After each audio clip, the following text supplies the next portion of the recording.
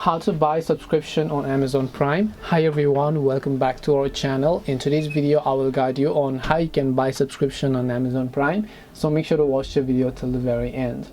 In order to buy subscription on Amazon Prime, now Amazon Prime and Prime Video is a little bit different. With Amazon Prime you get all the Prime benefits such as your Prime Video, Prime Music, Amazon Prime account and so on, whilst Prime Video is only one of the features of Amazon Prime. And if you're talking about Amazon Prime, you want to get all the benefits, and to do that you have to simply open up your browser, go to amazon.com/Amazon Prime. I'll also make sure to drop a direct link down below. Go to amazon.com/Amazon Prime.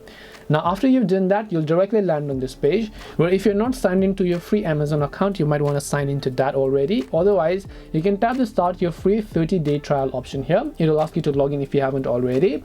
After you've logged in, right over here you'll be able to see Amazon Prime subscription. You'll be able to get all the Prime benefits over here as you would be able to find it. You can simply select a payment method if you would like, and then you can add a credit or debit card or even your Venmo account or your gift cards, vouchers and promotional codes, and then just tap on apply button.